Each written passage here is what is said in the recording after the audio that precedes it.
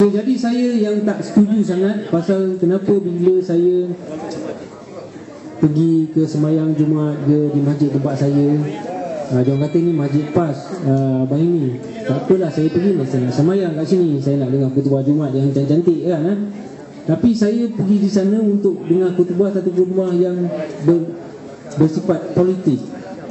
Dan saya dengar rakan saya kadang bertolak antara satu sama lain. Dan sebenarnya saya pergi ke masjid, saya nak dengar khutbah Jumaat yang bila saya keluar masjid itu, saya punya taman hati saya berbunga-bunga kan, mendatangkan ilmu untuk kita.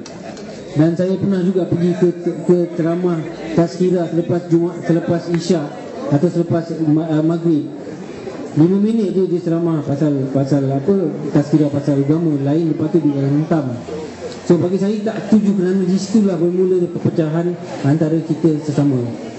Dan itu saya memang tidak setuju sama sekali. Dan hari ini lagi memang tak setuju langsung bila mereka bekerjasama dengan PKR, PAS dan juga DAP.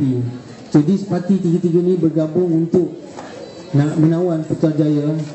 Dan kalau mereka ni menjanjikan bulan dan bintang, bila diorang dapat tawan, apa yang diorang janjikan, diorang kata buat masa ni aku tak boleh bagi korang apa yang kita janjikan kerana kita baru ambil alih negara ni, kita nak buat satu benda yang lain. Diorang akan hapuskan bermacam-macam, dia akan ubah segala-galanya.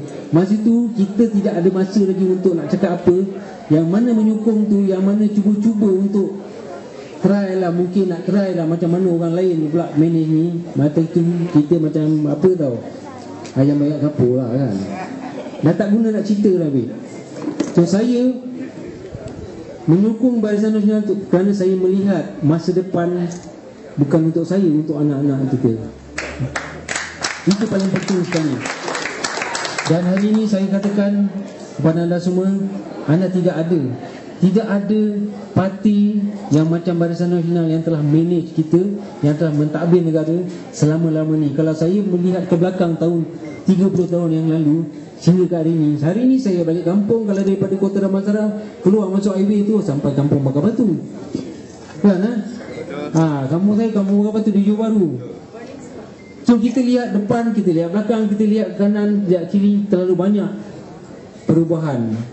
Hari ini kita bersyukur dan kita perlunya melihat kekurangan itu. Memang ada kekurangan. Mana ada kita hidup hari ini kita ada nak band je, mesti ada yang kurang.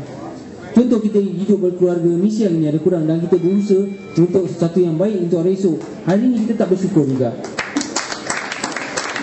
Itu yang penting.